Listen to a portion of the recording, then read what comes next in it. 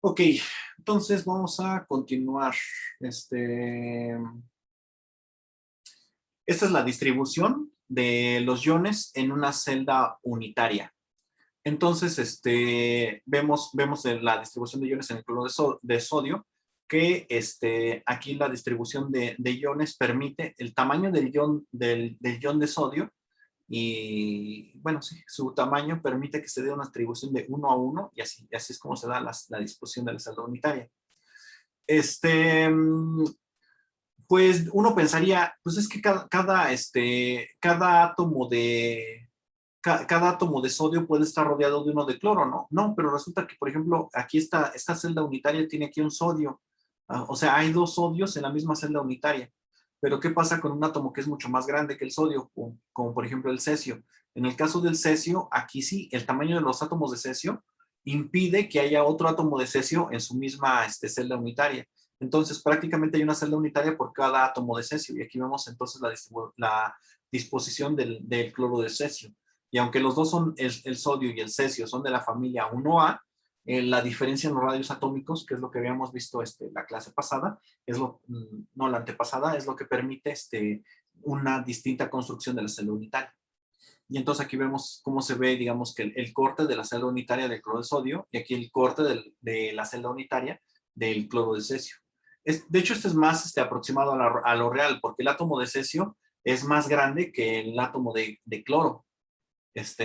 Aún de cloruro. Habíamos visto que los átomos cambian su radio atómico de acuerdo al tipo de enlace que presentan. Entonces, el cloruro es más grande que el cloro. Entonces, más bien el cloro en valencia 0 tiene un radio más pequeño que el cloro en valencia -1. Y entonces, aún así, el átomo de cesio, aún con valencia positiva, es más grande que el cloro con valencia negativa. Y entonces, aquí vemos otros patrones de celdas unitarias, cómo se pueden llegar a presentar, los distintos reacomodos de las moléculas, etc. Pero entonces, todo lo que queda confinado en un espacio tridimensional dado por los ejes X, Y, Z, se conoce como celda unitaria.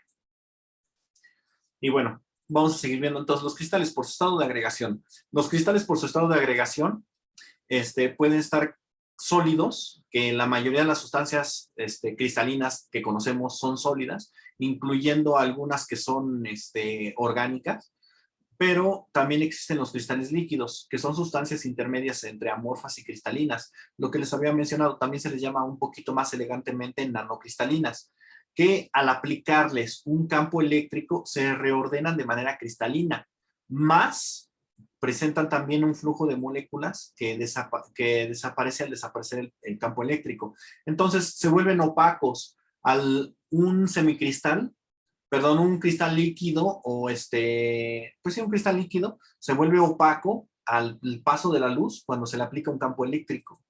Y es gracias a esa propiedad, por ejemplo, este es un reloj que me regalaron, aquí está encendido.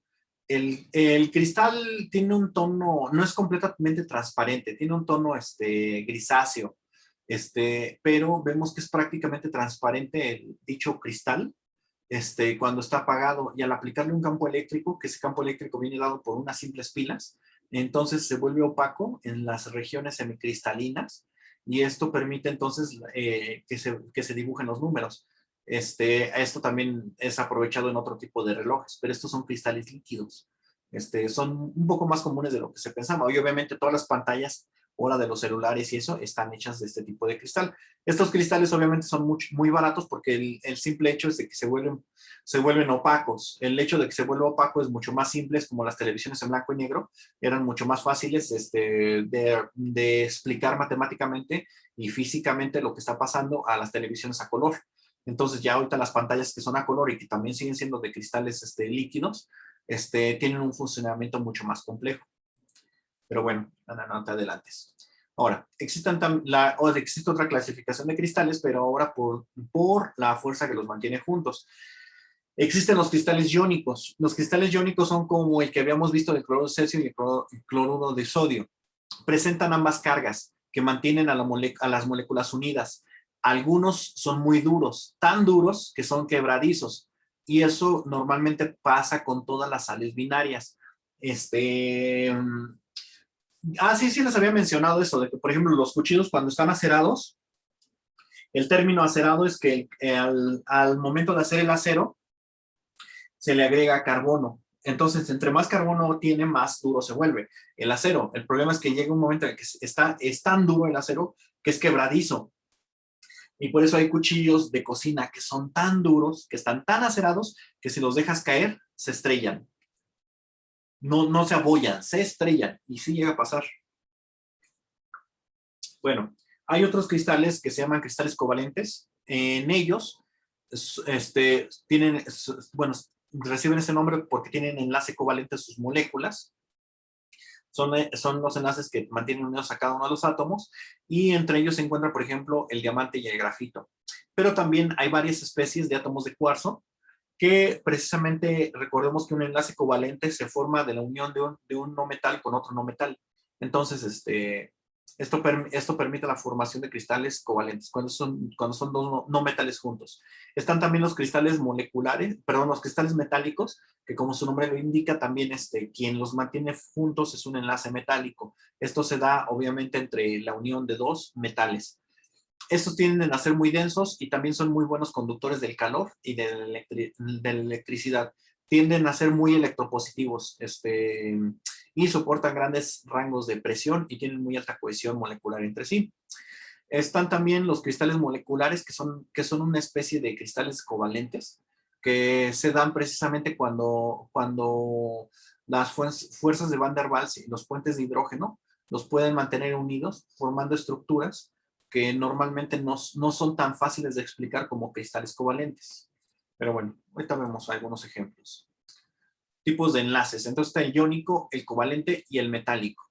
Dentro del iónico están, por ejemplo, la formación de las sales binarias, como la sal común, algunos cristales moleculares que también se clasifican como dentro de los covalentes, como lo que forma el agua, el gas nitrógeno, algunas proteínas. Algunos sólidos, también covalentes, como el cuarzo o el diamante, presentan tipos de enlace covalente y algunos sólidos metálicos, como el cobre, el hierro, el oro, son cristales metálicos. De hecho, casi todos los elementos, cuando son sometidos a presiones altísimas, presentan un estado cristalino más metálico. Entonces, el agua, como vimos, al subirle mucho la presión, se vuelve cristalina a unas temperaturas muy altas. Bueno, pues resulta que cuando sometes a todos los elementos a presiones altas, se vuelven metales también. Y eso incluso pasa con el hidrógeno. A ver si encuentro una imagen. Espérenme. Entonces, les digo que el hidrógeno en Júpiter se encuentra a tan alta presión, tan altísima presión, que el hidrógeno se presenta en estado metálico. De hecho, Júpiter tiene un núcleo sólido, pero ese núcleo sólido puede ser quizás del tamaño de la Tierra, quizás más pequeño, pero sí está formado principalmente de hidrógeno y helio. El helio no se sabe si estaría en estado metálico aquí todavía, pero el hidrógeno en su manto sí está en estado metálico. Y bueno, entonces el hidrógeno metálico, como es un superconductor, esto permite que las tormentas que hay en Júpiter obviamente también generan actividad eléctrica, pero como todo el núcleo es de superconducción, entonces las diferencias de potencial que se generan en alguno de los polos pueden llegar fácilmente hasta el otro. Más bien tienen efectos en el lado opuesto de Júpiter, sin mucho problema, por lo menos efectos eléctricos, gracias a que su núcleo es superconductor, bueno, su manto es superconductor. Y esto permite entonces que Júpiter tenga la actividad magnética más grande en el sistema solar después de nuestra estrella. Y bueno, otro tipo de clasificación de cristales es por su aglomeración. Está, por ejemplo, el monocristal, que ya habíamos mencionado. Estos se forman cuando hay un congelamiento y descongelamiento, por ejemplo, del agua, que es gradual. El arreglo de los monocristales es un estado sólido compacto, uniforme, que permite Normalmente son, que permite el paso de la luz, normalmente son muy transparentes, no solamente la luz visible, sino también al ultravioleta u otro tipo de longitudes de onda, como es el caso del cuarzo, que es transparente, tanto para la luz visible como para el ultravioleta. Aquí vemos otro monocristal, este es de granate, este dan fotos de China, todas las celdas unitarias están unidas de la misma manera y tienen la misma orientación y pueden ser naturales o artificiales, los monocristales. Algunas de las aplicaciones en la ingeniería de los monocristales del diamante es como abrasivos, ya que no sé si han visto alguna vez cuando están perforando alguna baqueta o alguna calle, los discos que utilizan para hacer los cortes en las avenidas son de diamante. Precisamente el disco vale más que la máquina en sí porque el diamante no es barato. También otro tipo de aplicaciones, precisamente de los mismos, o de cristales que aunque no sean de diamante, pero que sean muy, muy duros, es para el recubrimiento de aspas. Entonces, sobre todo las aspas que son sometidas a fuerzas de fricción muy, muy altas, pues, al estar recubiertas de diamante, esta dureza que le confiere el diamante le permite al aspa tener un mínimo desgaste en condiciones muy abrasivas. Las propiedades de los materiales cristalinos se relacionan principalmente con su dureza, principalmente cuarzo, se fractura más fácilmente a lo largo de algunos planos que de otros. Hay unos planos, bueno, hay unos cristales como por ejemplo el hielo que se pueden fracturar muy fácilmente. Le hagas por el plano que le hagas, pero tienes que tener hay un modo especial que ahorita vamos a llegar allá, que los mexicanos supimos encontrar, pero bueno. Esto de las turbinas, vuelvo un poquito más a lo de las turbinas, porque resulta que si tú sacas la mano, bueno, yo creo que bueno, sí, si sacas la mano de un carro en movimiento, sientes la velocidad del aire entre tus dedos.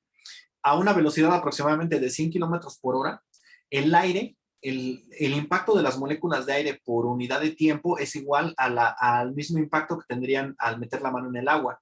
O sea, si tuvieras, digamos, que un guante que permite un poco el tacto, tú no podrías, y te vendaran los ojos, tú no sabrías si está pasando un río a una velocidad baja, te meten la mano a una corriente de agua a una velocidad baja, o es un gas a una velocidad muy alta. Entonces, no hay diferencia, el número de impactos es el mismo, pero estamos hablando ya de 100 kilómetros por hora. Sin embargo, la mayoría de los aviones viajan a 1400 kilómetros por hora. A esa velocidad, aún el hierro se desgasta. Entonces, por ejemplo, la mayoría de los aviones, si tienen un tornillo suelto o lo que sea visible que pueda generar fricción, se lleva al colapso de la estructura. Se desgasta por fricción y se terminan fundiendo incluso tornillos de acero. Por eso es importante los recubrimientos para altísimas velocidades. Bueno, los policristales. La mayoría de los sólidos cristalinos están formados por núcleos cristalinos o granos llamados policristales. Estos policristales se juntan formando estructuras muy diversas. Cada una de estas entonces es un cristal. Cada uno está formado por miles o cientos o millones, no, miles de celdas unitarias. Pero llega una frontera que se conoce como frontera de grano, que es esta, en el que se encuentra una ligera fase amorfa. Y esa es la pequeña diferencia entre un cristal y otro. Y estos se conocen entonces como policristales. Cada grano tiene una orientación distinta. La región donde dos o granos se juntan se llama frontera de grano. Los policristales, la mayoría de los materiales en ingeniería son policristalinos y a esta propiedad se le conoce como anisotropismo. Aquí se ve una placa de neodimio wolframio hafnio, vista con un haz de electrones. Se ven, los colores son artificiales dependiendo de cómo se difractan los electrones. Cada grano que se logra ver es un cristal individual. Los granos pueden estar orientados al azar y el tamaño de grano típico es entre un nanómetro y 2 centímetros. Y pues sí, vemos cristales muy, muy, muy pequeñitos y otros que son muy, muy largos. Pero bueno. Monocristales versus policristales. Los materiales monocristalinos tienen propiedades a cambiar que pueden cambiar con la dirección. Esto se le conoce como anisotropismo. Un ejemplo son los módulos elásticos de hierro, que permiten precisamente las estructuras de acero tener más resistencia en unos ejes que otros. Esto es muy importante para la industria de la construcción. De hecho, esto se miden las vigas y todo eso, pero bueno. Los policristales, las propiedades pueden variar dependiendo la dirección y si los granos están orientados al azar, normalmente tienen una resistencia mínima, pero cuando están orientados en ciertas direcciones, su resistencia es altísima en la dirección a la cual están orientados. Si los granos están también texturizados, también esto les permite tener otro tipo de propiedades de resistencia.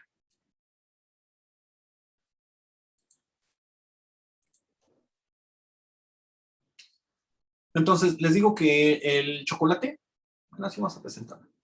El chocolate cuando está así se encuentra desatemperado.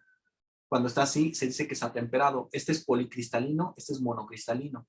La estructura del chocolate monocristalino, así como esta es la misma versión, pero en chocolate, del monocristalino hace que nos da muy buena sensación de textura, sabor, hasta el color se ve brillante, así bonito. Y cuando se encuentra desatemperado da colores grisáceos y entonces es una estructura policristalina y cuando muerdes ese chocolate sabe arenoso. ¿Cuál es la diferencia entre este y el otro? Que los cristales se formaron demasiado rápido. Se enfrió demasiado rápido el chocolate y se formaron muchos cristales. Sin embargo, cuando lo dejas enfriar muy lentamente, se forman cristales grandes o un solo cristal, un monocristal, y eso permite la percepción del sabor de manera distinta. Y eso pasa con muchos materiales, pero bueno. ¿Qué más? Los policristales también pueden o no variar la dirección, eso ya lo vimos. En el caso de las proteínas, para su observación, el estudio mediante rayos X o resonancia magnética nuclear, se busca la observación de monocristales, ya que estos refractan la luz en una sola dirección. Los policristales no pueden ser vistos bajo los rayos X a microestructura, porque mandan los rayos X a todas direcciones, mientras que los monocristales mandan la luz a una sola dirección, y eso permite la amplificación de la misma. Se tuvo que obtener, por ejemplo, monocristales de DNA para la forma B, para conocer su estructura. De hecho, este es el triunfo de esta Rosalind Franklin, que después que como muchos de ustedes han de saber, se lo robaron Watson y Crick. Pero realmente quien hizo la chamba fue esta Rosalind Franklin. Ella fue la que obtuvo la estructura A del DNA. Existe la estructura A, B y Z.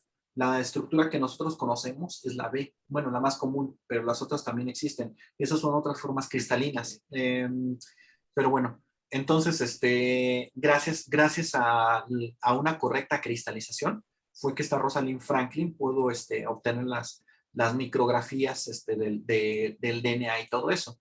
Y les digo que eso fue un triunfo robado de una mala praxis científica. Bueno, Pauling también obtuvo monocristales de insulina para conocer que existía una alfa hélice. Pauling, de hecho, Pauling es como 30 años antes sus trabajos que los de Rosalind Franklin. Y él también trabajó con monocristales de insulina para conocer su estructura. En el caso de la liofilización de fármacos o de alimentos, es imposible obtener monocristales y en algunos casos son indeseables, dependiendo de lo que quieras obtener, ya que son más difíciles de rehidratar.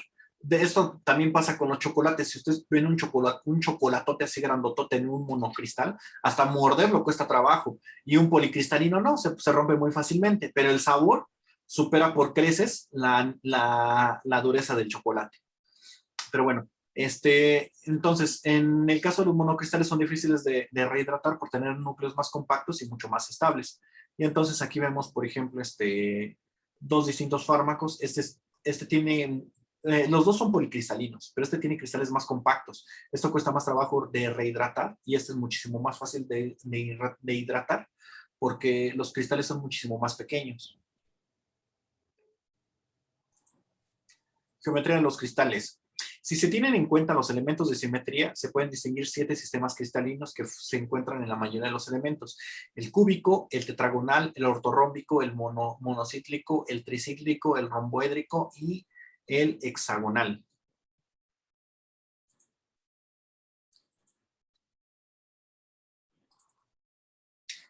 Y bueno, entonces aquí vemos los sistemas cristalinos, el cúbico, el tetragonal, el ortorrómbico, hexagonal, monocíclico y el tricíclico. Y aquí vemos algunas disposiciones que pueden tener en ellos los cristales, lo que es la celda unitaria. Esto se conoce también como redes de Bravis. El polimorfismo de los cristales también depende mucho de la temperatura, como habíamos mencionado, a la cual cristalizan. Aquí hay distintos, bueno, está la forma delta, gamma y alfa del hierro para distintos sistemas. También existe para el diamante, el grafito, el carbono, el titanio, etcétera. Todos tienen distintos sistemas cristalinos. Ya habíamos visto el polimorfismo del agua, todos estos estados cristalinos que tiene. Y también existe, bueno, vamos a ver algunas imperfecciones en los sólidos, que no existe el cristal perfecto más que en el cero absoluto. Y algunas aleaciones, como habíamos mencionado, el hierro con el carbono para formar acero, se requieren precisamente para aumentar las propiedades de dureza del material. El cristal perfecto solamente puede existir en el cero absoluto. Algunos tipos de imperfecciones que presentan los cristales están de vacancia de átomos, átomos intersticiales, átomos substitucionales. Esto se conoce como defectos puntuales. También existen defectos de línea y defectos de área. Los defectos de línea, las más comunes son las dislocaciones, y los de área son fronteras de grano. Estos son defectos puntuales: la vacancia, cuando falta un elemento; la autoinserción, cuando hay un elemento de más. Aquí hay una sustitución por un elemento más grande, una sustitución por un elemento más pequeño. Aquí está la vacancia, la inserción y un desplazamiento. El agua es tan perfecta que prácticamente no contiene ni ni y tampoco este otro, sino solamente puede contener la sustitución de átomos, pero se tienen que acoplar a la red cristalina. En el caso del agua, las moléculas de agua, cuando están desordenadas, se encuentran en estado líquido, y cuando están ordenadas es en el estado sólido. Entonces, precisamente para mantener el agua líquida es necesario mantenerla desordenada. Y eso es lo que hacen, por ejemplo, el cloruro de sodio. Al desordenar las moléculas de agua, impide que éstas se ordenen, evitando la congelación de la misma. Obviamente, ya a baja temperatura, pues se tienen que ordenar.